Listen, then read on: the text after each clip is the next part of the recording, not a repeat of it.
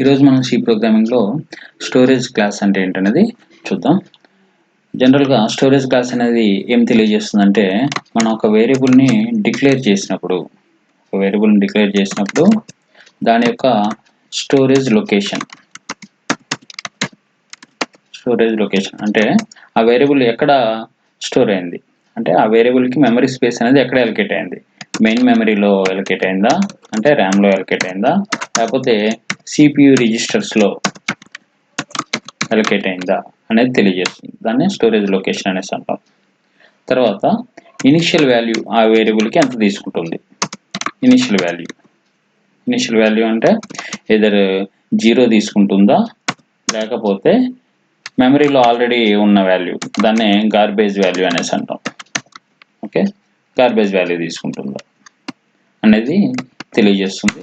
తర్వాత వచ్చేసరికి scope of that particular variable, అంటే మనం వేరియబుల్ని ఎక్కడ డిక్లేర్ చేసామో దాన్ని బట్టి ఆ వేరియబుల్ యొక్క స్కోప్ అనేది ఉంటుంది. అంటే విత్ ఇన్ ద బ్లాక్ ఉంటుందా, లేకపోతే ఒక ఫంక్షన్ లోపల మనం ఎక్కడైనా యూజ్ చేయొచ్చా ఆ వేరియబుల్ని, లేకపోతే విత్ ఇన్ ద ప్రోగ్రామ్ మనం ఎక్కడన్నా యూజ్ చేయొచ్చా అనేది తెలియజేస్తే దాన్ని స్కోప్ ఆఫ్ ద వేరియబుల్ అనేసి అంటాం.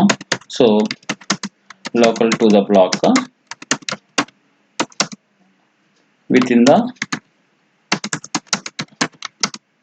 the function or entire program మొత్తంలో నువ్వు ఎక్కడన్నా యూజ్ చేసుకోవచ్చా, ఓకే అనేది తెలియజేస్తుంది. సో ఈ స్టోరేజ్ క్లాస్ అనేది మనకి స్టోరేజ్ లొకేషన్ తెలియజేస్తుంది, తర్వాత ఇనిషియల్ వాల్యూని తెలియజేస్తుంది, తర్వాత స్కోప్ ఆఫ్ దట్ పర్టికులర్ వేరియబుల్ని తెలియజేస్తుంది. ఓకే, ఒక వేరియబుల్ మనం డిక్లేర్ చేసేటప్పుడు జనరల్గా ఎట్లా చేస్తున్నాం, మనం సపోజ్ ఒక ఐ అనే ఇంటీజర్ వేరియబుల్ డిక్లేర్ చేయాలనుకోండి, ఇంట్ ఐ అని రాస్తున్నాం. దాని ఇనిషియల్ వాల్యూ ఇవ్వాలనుకుంటే ఈక్వల్ టు 10 ఈ విధంగా రాస్తున్నాం. ఓకే, దీని ముందు కనుక సపోజ్ మనం ఆటో అనే కీవర్డ్ యూజ్ చేసాం అనుకోండి, అప్పుడు దీన్ని మనం ఆటోమేటిక్ వేరియబుల్ అనేసి అంటాం. అట్లానే దీని ముందు మనం రిజిస్టర్ అనే కీవర్డ్ కనుక యూజ్ చేస్తే దాన్ని రిజిస్టర్ వేరియబుల్ అనేసి అంటాం. దాని ముందు మనం ఎక్స్టర్నల్ అని కనుక యూజ్ చేస్తే ఎక్స్టర్నల్ వేరియబుల్ అనేసి అంటాం. అదేవిధంగా దాని ముందు మనం స్టాటిక్ అని యూజ్ చేస్తే స్టాటిక్ వేరియబుల్ అనేసి అంటాం. సో ఈ 4 వేరియబుల్స్ని ఏమంటాం అంటే మనం స్టోరేజ్ క్లాసెస్ అనేసి అంటాం. ఏమంటవి? ఆటోమేటిక్ వేరియబుల్స్, తర్వాత రిజిస్టర్ వేరియబుల్స్, తర్వాత ఎక్స్టర్నల్ వేరియబుల్స్, తర్వాత స్టాటిక్ వేరియబుల్స్.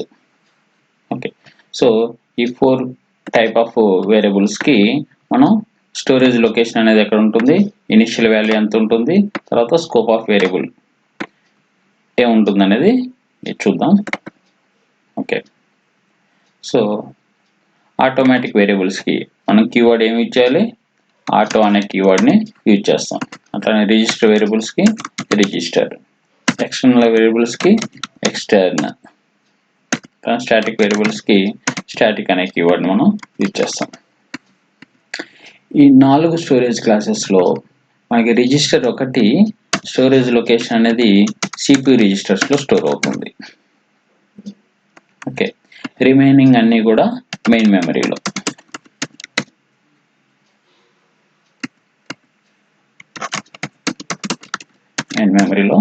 స్టోర్ అవుతాయి.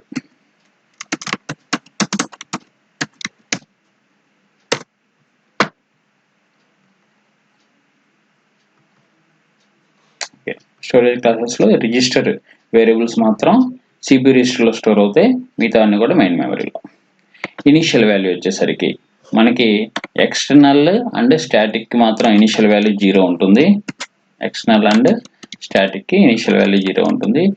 ఈ ఆటోమేటిక్ వేరియబుల్స్ అండ్ రిజిస్టర్ వేరియబుల్స్కి వీటికి ఏముంటుందంటే ఆల్రెడీ మెమరీ లొకేషన్లో ఏదైతే వాల్యూ ఉంటుందో అది తీసుకుంటుంది. సో దాన్ని ఏమంటాం అంటే మనం గార్బేజ్ వాల్యూ అనేసి అంటాం. ఓకే, తర్వాత స్కోప్ వచ్చేసరికి ఒక ఎక్స్టర్నల్ వేరియబుల్స్ మాత్రం గ్లోబల్ టు ద ప్రోగ్రామ్ అనేసి అంటాం. అంటే ఎంటైర్ ప్రోగ్రామ్లో నువ్వు ఎక్కడన్నా యూజ్ చేసుకోవచ్చు ఒకసారి ఎక్స్టర్నల్ వేరియబుల్ డిక్లేర్ చేస్తే. మిగతా అన్నీ కూడా లోకల్ టు ద బ్లాక్. ఏ బ్లాక్లో అయితే మనం డిక్లేర్ చేసామో ఆ బ్లాక్లో మాత్రమే మనం యూజ్ చేస్తాం.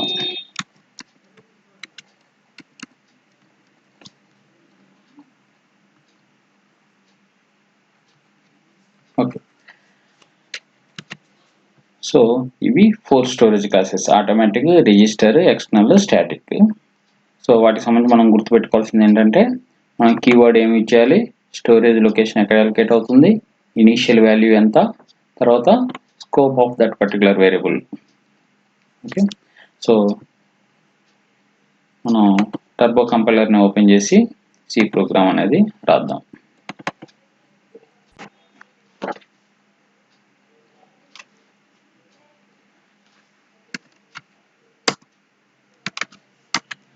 Okay, hash include stdio.h void main. ముందుగా మనం ఆటోమేటిక్ వేరియబుల్స్ని ఏ విధంగా డిక్లేర్ చేస్తామనేది చూద్దాము. సో ఆటోమేటిక్ వేరియబుల్స్ని డిక్లేర్ చేయడానికి ఏ కీవర్డ్ యూజ్ చేయాలి, ఆటో అనే కీవర్డ్ని యూజ్ చేయాలి. ఆటో i = 10 అనేసి ఇనిషియల్ వాల్యూ ఇస్తున్నా.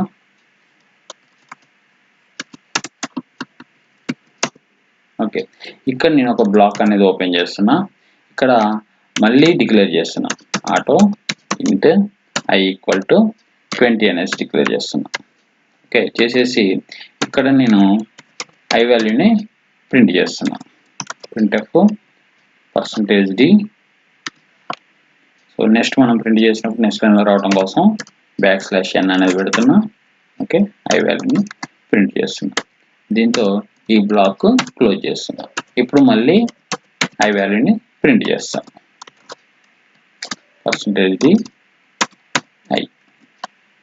ఓకే, ప్రోగ్రామ్ని ఎండ్ చేస్తాం. సో మనం ఎగ్జిక్యూట్ చేసేటప్పుడే మనకు అవుట్పుట్ రావడానికి getch అనే ఫంక్షన్ ఉపయోగిస్తున్నా. తర్వాత మనకి అవుట్పుట్ అనేది ఆల్రెడీ అవుట్పుట్ విండోలో ఉన్న అవుట్పుట్ ఉంటే అవుట్పుట్ క్లియర్ అవడానికి clr scr అనే ఫంక్షన్ ఉపయోగిస్తాం. ఇప్పుడు మనకు అవుట్పుట్ ఏమొస్తుందో చూడండి. ఓకే, అవుట్పుట్ వచ్చేసరికి మనకి ఇక్కడ ఏమొస్తుంది, ఈ బ్లాక్ లోపల మనం i వాల్యూ ఎంత తీసుకున్నాం, 20 అనేసి తీసుకున్నాం. i వాల్యూ 20 తీసుకున్నాం కాబట్టి i వాల్యూ 20 అనేది ప్రింట్ అయింది. నెక్స్ట్ ఇక్కడికి వచ్చేసరికి మనకి i వాల్యూ ఎంత ప్రింట్ అవుతుందంటే 10 ప్రింట్ అవుతుంది. ఎందుకని ఈ i వాల్యూ 20 అనేది ఈ బ్లాక్ లోపలే మనకి 20 అనే వాల్యూ ఉంటుంది i అనే వేరియబుల్కి. ఈ బ్లాక్ బయటకి ఎప్పుడైతే కంట్రోల్ వచ్చిందో i వాల్యూ అనేది అంతకుముందు మనం ఏ వాల్యూ ఇచ్చాం, 10 అని ఇచ్చాం కాబట్టి 10 అనేసి తీసుకుంటుంది.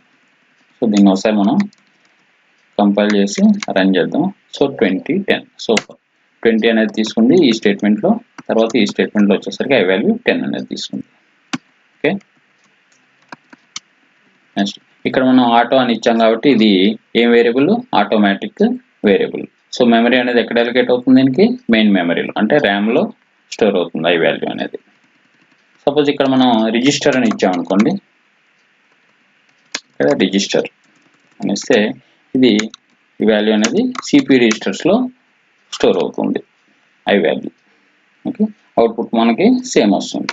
సో కంపైల్ చేస్తున్నాం, రన్ చేస్తున్నాం. సో ఫస్ట్ i వాల్యూ 20 తీసుకున్న తర్వాత 10 అనేది తీసుకుంది. ఓకే, ఇవి automatic and register variables.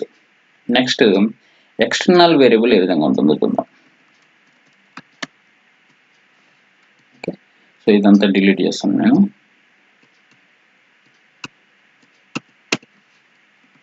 Okay, external variable ఇక్కడ నేను మెయిన్ ఫంక్షన్ బయట అవుట్ సైడ్ ఒక వేరియబుల్ని డిక్లేర్ చేస్తున్నాను. int i = 10 ఒక వేరియబుల్ని డిక్లేర్ చేస్తున్నా. దానికి కీవర్డ్ ఏమి ఇచ్చేసా, ఎక్స్టర్నల్. కాబట్టి ఇది ఏం వేరియబుల్, ఎక్స్టర్నల్ వేరియబుల్. ఓకే, దీనిలోపు నేను ఏం చేస్తున్నా అంటే int i = 20 అనేసి తీసుకున్నా. ఓకే, ఇక్కడ నేను ఒక ఫంక్షన్ని డిక్లేర్ చేస్తున్నా. ఓకే, ఫంక్షన్ డిక్లేర్ చేసా. ఆ ఫంక్షన్ యొక్క డెఫినేషన్ ఇన్ ప్రోగ్రామ్ బయట రాస్తా. ఇక్కడ void show. ఓకే, సో ఇక్కడ ఏం రాస్తున్నా అంటే printf i వాల్యూని ప్రింట్ చేస్తున్నా, %d, i. ఓకే, సో ఈ ఫంక్షన్ డిక్లేర్ చేసిన తర్వాత నేను ఏం చేస్తున్నా అంటే ఫస్ట్ ఐ వాల్యూని ప్రింట్ చేస్తా. printf %d \n పెడతా i. ఓకే, ఇక్కడ ఆ ఫంక్షన్ నేను కాల్ చేస్తా. ఓకే, సో ఇక్కడ ఐ వాల్యూ 20 ఉంది. ఓకే, ఈ మెయిన్ ఫంక్షన్ లోపల ఐ వాల్యూ 20 ఉంది కాబట్టి ఇక్కడ ఐ వాల్యూ మీకు ఎంత ప్రింట్ అవుతుంది? ఐ వాల్యూ 20 అనేది ప్రింట్ అవుతుంది ఈ స్టేట్మెంట్లో. ఓకే, తర్వాత ఆ ఫంక్షన్ నేను కాల్ చేశాను. ఫంక్షన్ కాల్ చేసినప్పుడు ఇది మెయిన్ ఫంక్షన్కి బయట ఉంది. ఈ షో అనే ఫంక్షన్ మెయిన్ మెథడ్ ఏదైతే ఉందో దానికి అవుట్ సైడ్ ఉంది కాబట్టి ఇక్కడ ఐ వాల్యూ అనేది ఎంత తీసుకుంటుంది? ఇక్కడ మనం ఐ వాల్యూ 10 అని ఇచ్చాం కదా, ఆ 10 అనేది తీసుకుంటుంది. ఓకే, సో ఒకసారి కంపైల్ చేస్తున్నా, ఎర్రర్ వచ్చింది. కాంపౌండ్ స్టేట్మెంట్ మిస్సింగ్, ఇక్కడ మనం బ్రాకెట్ క్లోజ్ చేయలేదు. ఓకే, సో కంపైల్ చేసా, రన్ చేసా, అవుట్పుట్. ఓకే, సో ఒకసారి అవుట్పుట్ని క్లియర్ చేద్దాం. అవుట్పుట్ని క్లియర్ చేసి clr_scr అనే ఫంక్షన్ ఉపయోగిద్దాం. clr_scr అనే ఫంక్షన్ ఉపయోగిద్దాం. తర్వాత ఇక్కడ వచ్చేసరికి మనకి getch అనే ఫంక్షన్ ఉపయోగిద్దాం. సో కంపైల్ చేస్తున్నా, రన్ చేస్తున్నా. సో 2010 అనేసి వచ్చింది అనమాట. ఓకే, సో ఇక్కడ ఎక్స్టర్న్ అనే కీవర్డ్ని ఉపయోగించాం కాబట్టి ఏం వేరియబుల్ అంటాం మనం దాన్ని? ఎక్స్టర్నల్ వేరియబుల్ అనేసి అంటాం. అదొక స్టోరేజ్ క్లాస్. ఓకే, సో మనకి స్టోరేజ్ క్లాసెస్లో లాస్ట్ వచ్చేసరికి ఏంటి? స్టాటిక్. సో స్టాటిక్ అనేది ఏ విధంగా యూజ్ చేస్తాం అనేది చూద్దాం.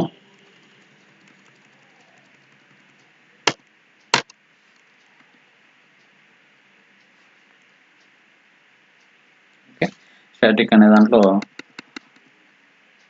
ఐ అనేసి ఒకటి తీసుకున్నాను నేను. ఓకే, తర్వాత దీని లోపల ఈ షో అనే ఫంక్షన్ లోపల ఏం చేస్తా అంటే 2 వేరియబుల్స్ డిక్లేర్ చేస్తా. ఇంట్ ఏ అనేది ఒకటి, తర్వాత ఇంట్ బి అనేది. ఓకే, ఈ వాల్యూస్ని ఇక్కడ నేను ప్రింట్ చేస్తా. %d a = %d, తర్వాత b = %d అనేస్తున్నాం. ఇక్కడ ఏ వాల్యూని, తర్వాత బి వాల్యూని. అయితే ఇక్కడ బి యొక్క వాల్యూ నేను ఏమిస్తాను అంటే స్టాటిక్ అనేసి ఇస్తాను. ఓకే, సో ఈ షో అనే ఫంక్షన్ని 3 టైమ్స్ కాల్ చేద్దాం అనుకుంటున్నా. 3 టైమ్స్ కాల్ చేద్దాం అనుకుంటున్నా కాబట్టి ఇక్కడ మనం ఏ విధంగా రాయాలంటే for i = 0, i <3, i ++. Okay, 3 times ఆ షో అనే ఫంక్షన్ని కాల్ చేస్తున్నాం. ఓకే, ఇది ప్రోగ్రామ్ మనకి. ఓకే, సో ఇక్కడ ఏ అనేది నార్మల్ వేరియబుల్, బి అనేది స్టాటిక్ వేరియబుల్. ఓకే, ఇక్కడ ఏం చేస్తున్నా అంటే ఏ వాల్యూని ఇంక్రిమెంట్ చేస్తున్నా, తర్వాత బి వాల్యూని కూడా ఇంక్రిమెంట్ చేస్తున్నా. సో ఇప్పుడు మనకి ఏం ప్రింట్ అవుతుంది? సో ఐ వాల్యూ 0 తీసుకున్నప్పుడు ఒకసారి షో అనే ఫంక్షన్ కాల్ అయింది. షో అనే ఫంక్షన్ కాల్ కాగానే ఏ వాల్యూ 1, బి వాల్యూ 1 తీసుకుంది, అవి ఇంక్రిమెంట్ అయ్యాయి. సో a = 2, b = 2 అనేసి ప్రింట్ అయింది. ఇక్కడ \n పెడదాం. నెక్స్ట్ టైం ప్రింట్ అయ్యేది నెక్స్ట్ టైంలో రావడం కోసం. ఓకే, నెక్స్ట్ ఐ వాల్యూ 1 తీసుకుంది. ఐ వాల్యూ 1 తీసుకున్నప్పుడు మళ్ళీ షో అనే ఫంక్షన్ కాల్ అయింది. సో ఇప్పుడు a = 1, తర్వాత b = మాత్రం ఏమవుతుందంటే ఇది స్టాటిక్ అని డిక్లేర్ చేశాం కాబట్టి ఇది ఒకసారి మాత్రం ఇనిషియలైజ్ అవుతుంది, ఎవ్రీ టైం ఇనిషియలైజ్ కాదు. కాబట్టి బి వాల్యూ ఇంతకుముందు ఎంత ఉంది? ఆల్రెడీ బి వాల్యూ 2 ఉంది కాబట్టి ఏ వాల్యూనేమో 1 నుంచి ఇంక్రిమెంట్ అయ్యి 2 అవుతుంది, బి వాల్యూ ఏమో 2 నుంచి ఇంక్రిమెంట్ అయ్యి 3 అవుతుంది. సో ఇక్కడ ఏ వాల్యూ 2, బి వాల్యూ 3 ప్రింట్ అవుతుంది. నెక్స్ట్ ఐ వాల్యూ 2 తీసుకుంది. మళ్ళీ కాల్ అయింది షో అనే ఫంక్షన్. కాల్ అయినప్పుడు ఏ వాల్యూ మళ్ళీ 1 తీసుకుంటుంది. ఏ ప్లస్ ప్లస్ అంటే ఏ వాల్యూ 2 అయింది. ఇక్కడ ఏ ఈక్వల్ టు 2 అనేసి ప్రింట్ అవుతుంది. కానీ బి వాల్యూ మాత్రం ఆల్రెడీ మన ఇంక్రిమెంట్ అయిన వాల్యూ ఎంత ఉంది, 3 అనేది ఉంది. కాబట్టి బి ప్లస్ ప్లస్ అన్నప్పుడు బి ఇంక్రిమెంట్ అయ్యి 4 అవుతుంది. So B equal to 4 print అవుతుంది. సో అవుట్పుట్ చూడండి ఒకసారి. ఓకే, ఏ వాల్యూ మాత్రం మారకుండా 2 అనేది ఉంది, కానీ బి వాల్యూ మాత్రం మారిన వాల్యూనే ఉంది. అంటే ఎందుకని అంటే ఇక్కడ మనం బి అనే వేరియబుల్ ఏదైతే ఉందో దాన్ని స్టాటిక్ అని డిక్లేర్ చేసాం. స్టాటిక్ అని ఎప్పుడైతే మనం డిక్లేర్ చేస్తామో దాని ఇనిషియల్ వాల్యూ అనేది ఓన్లీ వన్స్, అంటే ఒకసారి మాత్రమే ఇనిషియలైజ్ అవుతుంది. ఎవ్రీ టైం ఇనిషియలైజ్ కాదు. మనం ఏమి వాల్యూ ఇవ్వకపోతే 0 అని తీసుకుంటుంది. ఓకే, ఇది స్టాటిక్ వేరియబుల్స్. సో ఈ 4 వేరియబుల్స్ని మనం స్టోరేజ్ క్లాసెస్ అనేసి అంటాం. ఆటోమేటిక్ వేరియబుల్స్, తర్వాత register variables, ఎక్స్టర్న్ variables and static variables.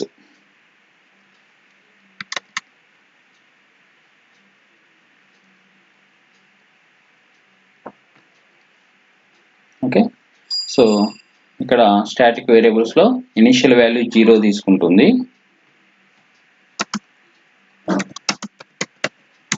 Initialise only once, ఒకసారి మాత్రమే ఇనిషియలైజ్ అవుతుంది. ఓకే, సో అది స్టాటిక్ వేరియబుల్స్. సో ఈ 4 టైప్స్ ఆఫ్ వేరియబుల్స్ మనం స్టోరేజ్ క్లాసెస్ అనేసి అంటాం. Thank you.